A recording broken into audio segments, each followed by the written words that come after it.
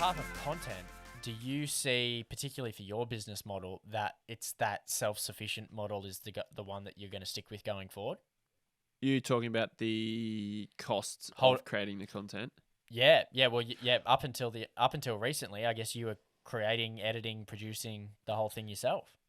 I actually, Dan and I, the way we do it, we actually really enjoy it because it is real. We like to create stuff real. It's us fishing. A lot of the action, because it's cod based, it doesn't happen very often. So it's not feasible to have someone stand there with a camera. And even when they are, the feeling you get from the catch watching it isn't the same unless it is from point of view. And I know GoPros, when they first came out, are like tacky, and TV shows still don't wear them because you can see the camera in the shot, and you got, by the time we whack it over the life jacket, it blends in. Like, you don't even realize that we're wearing it anymore, but it captures that point of view. And what I love about that point of view is that people can learn because they can put themselves in your place. They can see what I'm doing with the rod. They can see where I'm casting. They can see how I strike the whole fight. Plus, it's really common on YouTube, and it's really common anywhere. It's the content that people consume these days. So it works. I find it works really well, but we mix it with the really nice shots on the good camera. So we mix it with all the rest of it, all the pieces to camera, film with really good quality mics and audio. As you would know, the audio is so important to a good video. Like, you can't have a good video with poor audio. No. And audio is the worst thing to get right. It is so painful. Yep. Once you get it right, it's good. Audio is number one for me, 100%. Oh, it's so fickle. Like, we still do shoots and we'll get home and we're like, what happened to that bit of audio? Like, it'll clip, or you'll get wind noise, or you'll get ruffle on your shirt. And if you're not, that's the problem with what we do.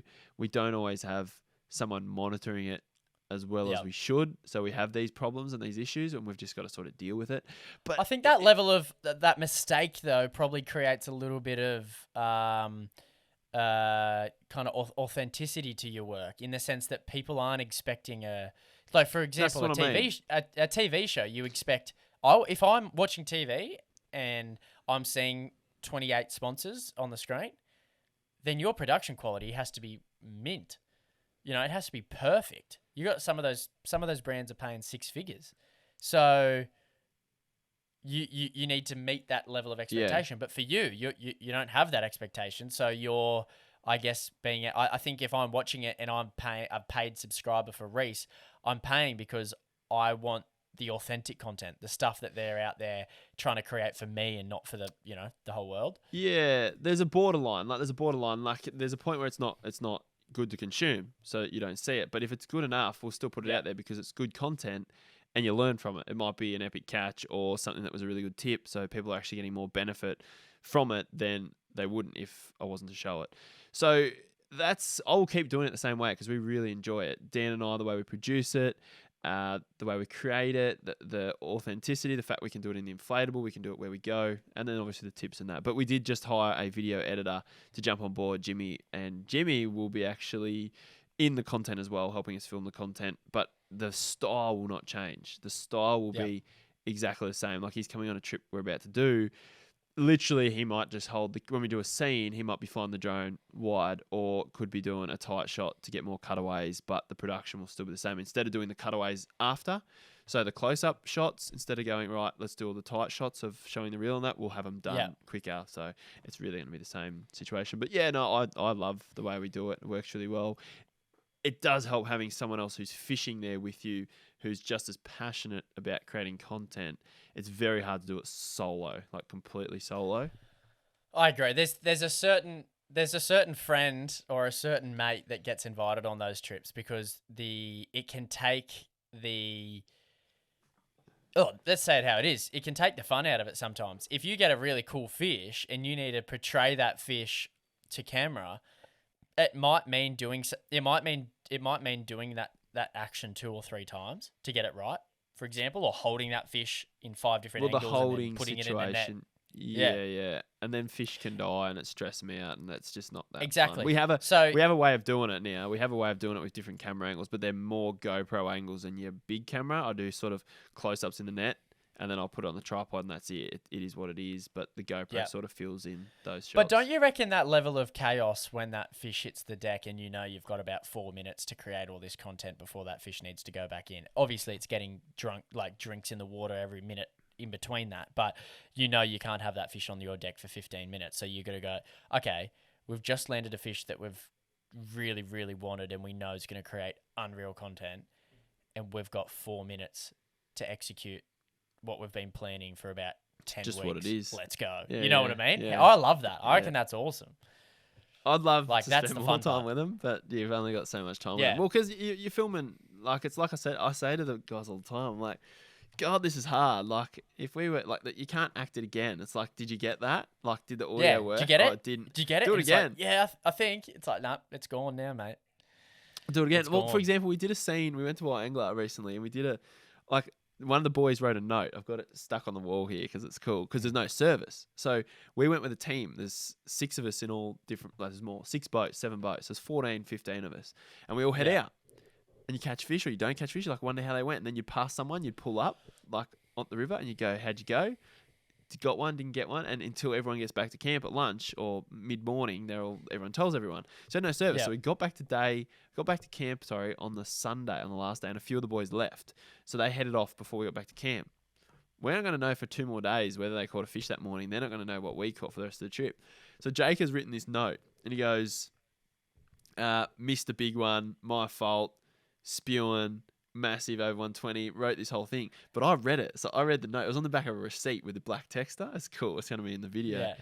And it's sitting on the container, and he's got 2 tin cans sitting on it. And I walked up to like the kitchen bench thing, like the trestle table. I was like, why are there 2 cans? They were there because I put them in mine. I'm like, who's put them on the tub? But they were random. And I read this story. I was like, I've got to get Dan's reaction. So he was already mic'd up from something we did. So I went and did a video with him down on the shoreline. And then just walked up and got him seeing it, spotting it, reading it, the reaction. And we finished the scene. Yeah, nice. Yeah, but I finished the scene and I forgot to hit record. Oh, so he had to do it again. No, you can't. You can't do that again. We don't do that. Like, everything we do is real. We don't. And I said, like, this isn't like acting. We are literally sharing fish that we catch, sharing what we say. Like, obviously, when we do a scene, if you say the wrong word, you can just say that again, like a tip or a demo. Yeah. But when we create the vlogs and what happens and the moments, you can't. And he's like, you idiot. And yeah, I missed it. So I had to do it with somebody else. So I did it with Jimmy when he came, but it wasn't the same. So you'd never recreate that? Is that like a rule that you've got? Can't. Like you cannot do it. It cannot do it. It's rubbish. So I don't do it. None of our content is fake. It's all. That's why I don't do underwater shots anymore. I used to do underwater shots of our fish, like to show the underwater part of them coming up to net. But we don't do it anymore. But it's not real. It's just ours is just real now. Whatever happens, happens. If we pick up a camera during the fight and someone happens to get a tight shot as it comes in, that's the tight shot that goes with it. Most of the time, our hookups are the fish and what happens, like the actual fight and the raw emotion when it's the net, and it's just the back go. As you know, you saw it at Windermere. It was literally that. Yeah. When you were fighting the yellow, I'd run back. The camera was right there. Boom, I'm up. I'll do tights over your shoulder. Do you fighting it, and then boom in the net. And then you obviously talk, like you got time to set yourself up to do the scene with the fish and then let it go and then do the tip after or whatever it is. But yeah. No, it's. I can kind of visualize what you're talking about there. But I think a part of your kind of your DNA there with social fishing is the authenticity, like you've been touching on. You'll never recreate something or whatnot. And if anyone thinks that doesn't happen in national TV programs, they're kidding themselves. Like sometimes you might have to net a fish twice, and that's, I don't think anyone's hiding that. It's just a part of you're creating a show, and you're just creating like a story. Neighbours or The Voice or whatever you want to. They do takes 5, 6, 7, 8 times just soda fishing shows. Yep. So yeah, absolutely. Yep. So no, it's cool to hear that insight. I reckon it's great. Moving on, I have a couple more questions. So we covered a bit about bass. Why this back to sort of Jono and the industry. We didn't really talk about the fishing industry as a whole, but we sort of talked about why we enjoy creating content. What draws you? You talked about, you do it because you love it and you fell into this passion and whatever, but why? Like, why? I think you touched on it a little bit before about the when you go out and film, it was the challenge and it felt good, but Why the podcast? Why? Yeah, so why creating content? There's a few things. Why that really presenting? kind of get. Because you present. That's maybe not fishing related. Like you're at the boat show for boat stuff. Like why those things? It's funny. In the last probably 12 to 18 months, I've found other things that get me excited within this industry that aren't like fishing. So my name is not associated with being a gun fisher, right? So when people think of Rhys Creed, they think one of Australia's best freshwater anglers, right? And people, you're modest, you won't agree, but people that's what Rhys Creed, he catches big Murray cod, and you know what I mean. Lubin Pfeiffer, big Murray cod. Cole Bolesky, well, he can catch anything he wants. That guy travels the country fishing. Michael Guest, fishing. Steve Starling, fishing. Right, you get what I mean? People associate these people with catching fish. I don't. That's not what my name is associated with. So, and I realized that from an early age. Is that because you're not good at it, or you don't care, or you spend more time in the presenting world than the fishing world as a choice? It was a combination of everything. Number one, doing the law degree, my fishing time slowed up, right? So it meant that the hours weren't dedicated to getting those runs on the board. But that's not to say I back myself to be as good as angler as any of those people if I put the same amount of time into it, if that makes sense, right? So, that's obviously, Maybe. You know what I mean? Like that's I've seen you chase yellow belly. There's skilled people out there, but like there's people that just have it, and then there's people that then go ahead and spend hours. You've got to have time though. You've got to have that's time what I mean, to have right? it. Like you can't You've just got have to, it. You've got to, and I'll tell you right now, in the last 3 months, I've fished 4 times. So that gives you an indication of how much fishing is getting done in my life right now because of just work, right? And we'll get to that in a sec. But so I realized that early on and I went, okay, well, it's funny because I get just a biggest kick out of presenting. And when I mean presenting, I mean communicating something I'm doing or a difficult concept or a funny line or a brand spec and technique or whatever it is, and delivering that on camera within 1 or 2 takes smoothly, confidently, and something that someone on the other end can consume. And I was like, I get when the cameraman is all set up and he says action, or he doesn't say action, that's just figurative, but he goes, yep, recording. Yeah, clap, we're rolling. Clap. Your clapping is syncing everything up.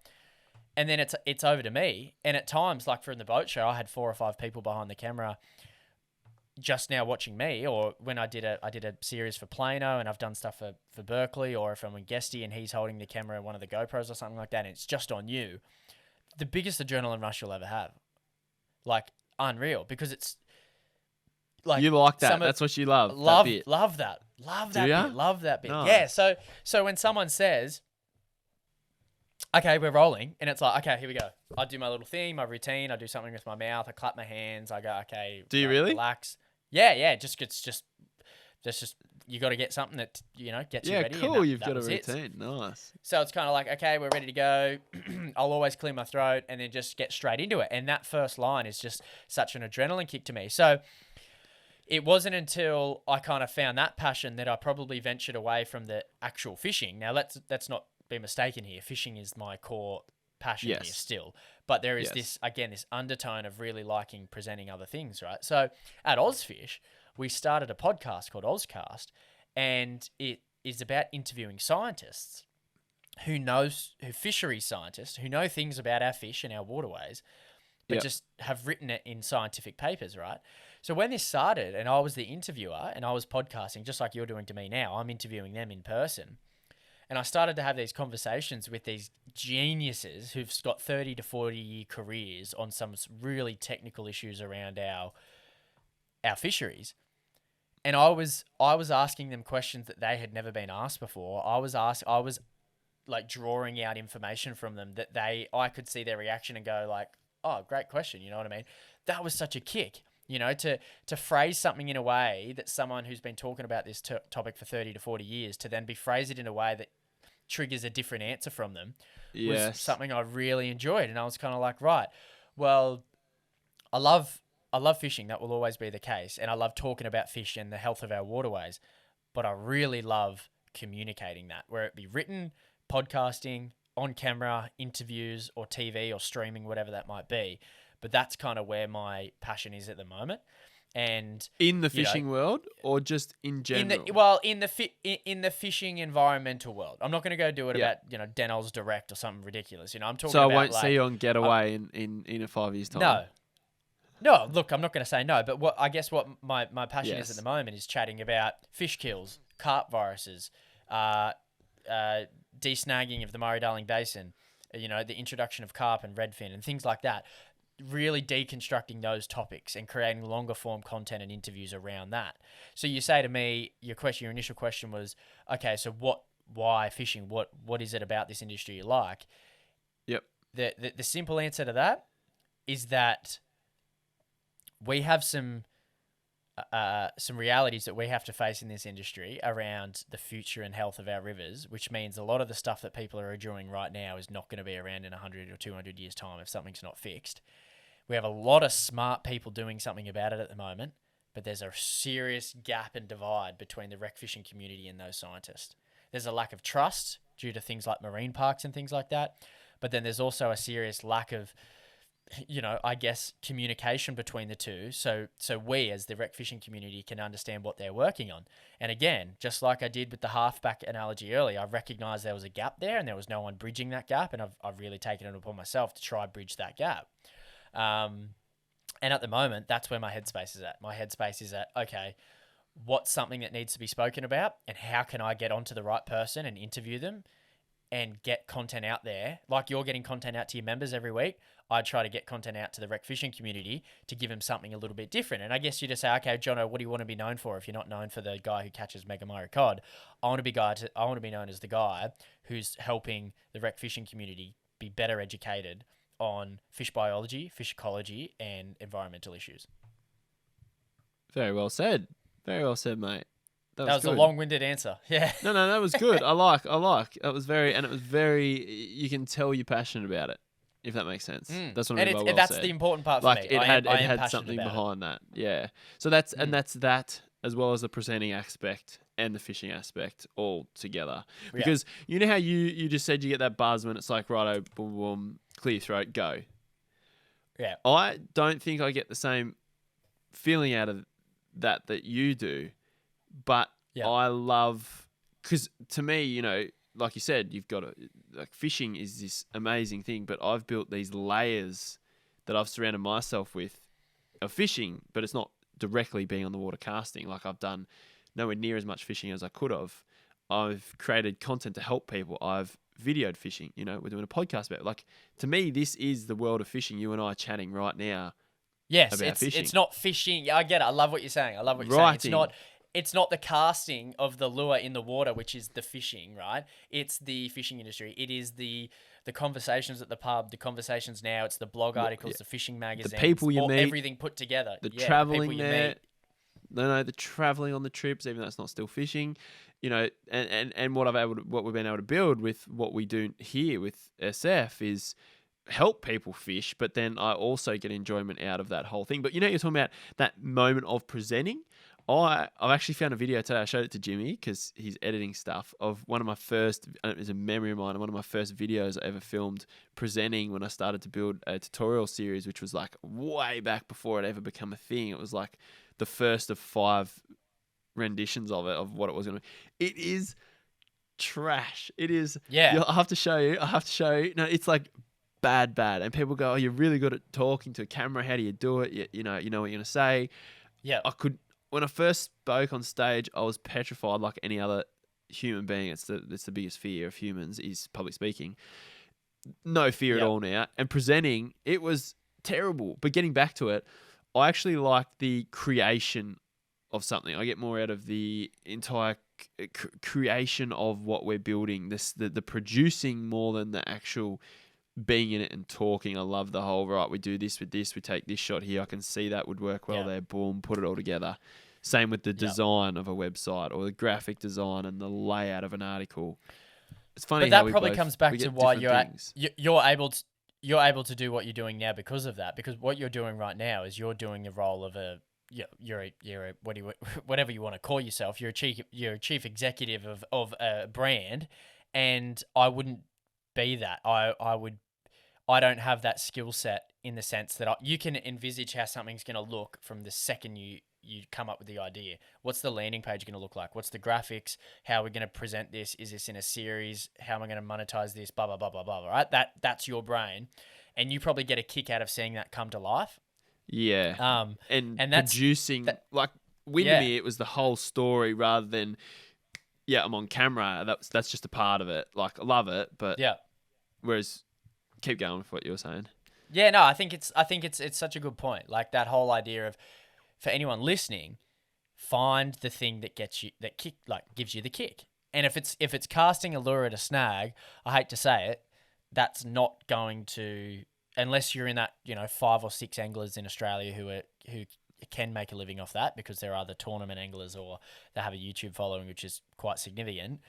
That's you can't do much with that. You've got to have a passion for all the rest of it, the travel, the writing, the communication of it, the storytelling of the graphics, all of that coming together, and that's what I reckon me and you have fallen into.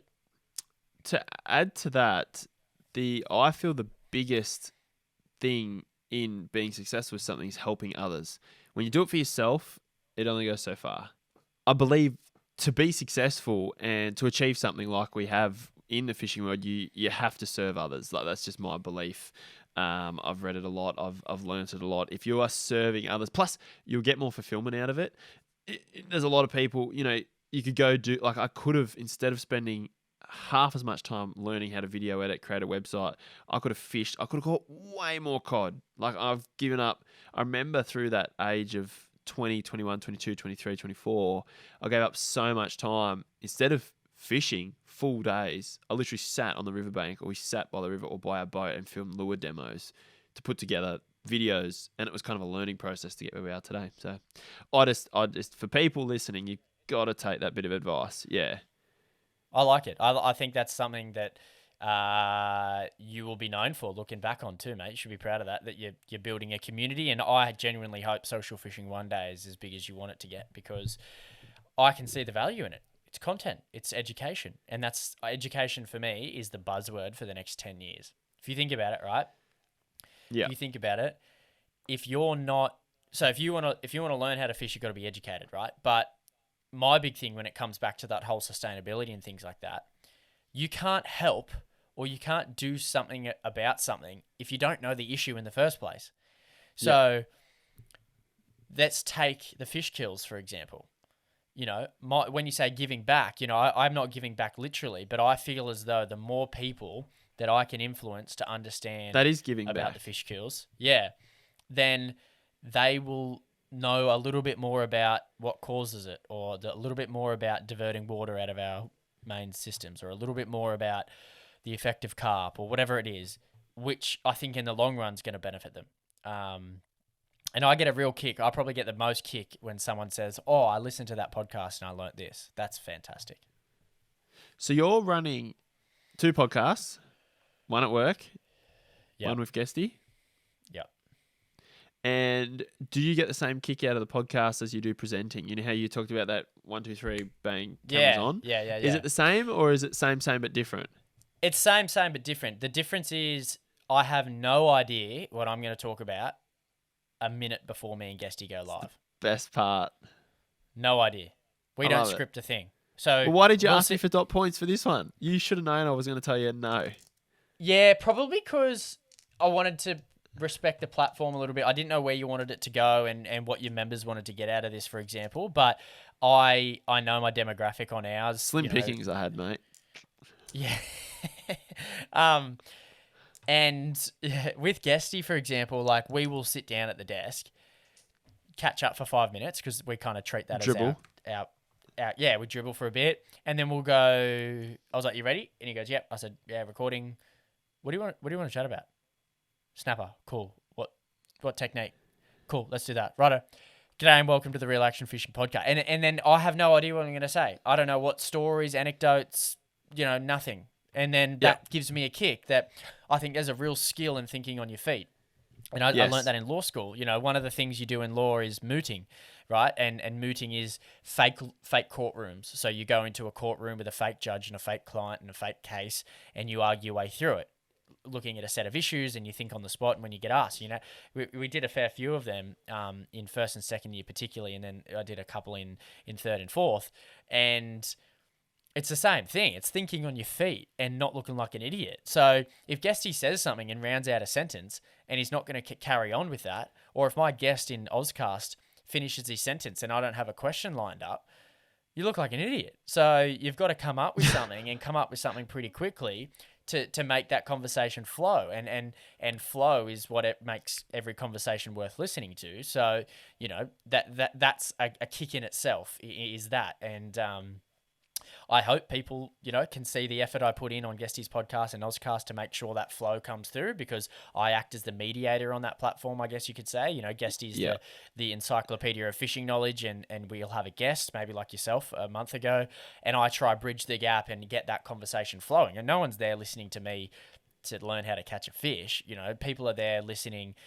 So Guesty can say his part, you can say your part, I can offer a little bit of insight into something else, and then I can bridge it all together. That's kind of my role, and I enjoy it, and I know my role, and that's the important part, I think.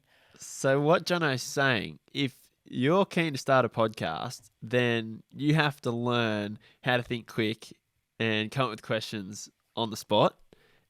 But if you suck at it, you can just cut it and just stitch it together because it's not live. Yeah, if you're not up to speed with what Jono's saying and being super quick, because there's no cuts in his because he's that good at it, you can cut and stitch it together like we had to do for a battery change just before. Yeah, you can cut it and stick it together, no problem. I think I'm kidding. From a business perspective.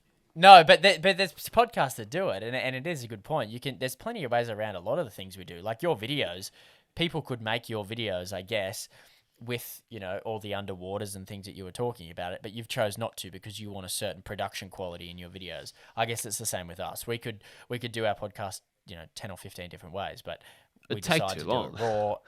Take too long from a business perspective. Imagine me editing that for 5-6 hours every single time. So it's not as good to listen to. But what I was saying is, if you're not up to speed with being super on that, then you can do that if you're not as good as Jono.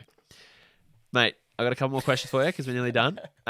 One in particular, do you have a memorable catch in particular? Fish, does one pop to mind if I say what's one catch you really remember, a moment, a special moment? It doesn't have to be fresh. I know this is a freshwater podcast. You're largely salt-based. Yeah. Does one pop to mind, a moment in fishing, or maybe two? Give me a moment in fishing. You don't have to elaborate on it. Go into a little bit of detail. Maybe a moment in, you probably already told us, the moment in your growth as who you are as a content creator. I don't know if the one pops to mind more than the fact Guesty texts you or the podcast. I think Starlo at Windermere, mate. Like that to me was being able to sit down and set up a portable podcast in a cabin in Windermere with yourself and Starlo. Yeah, no, but right. how that conversation evolved. So, it was a moment in itself where we sat down, again, had no real idea what we were going to chat about. And for an hour, me, you, and Starlo just chatted, right? And the conversation went to places that was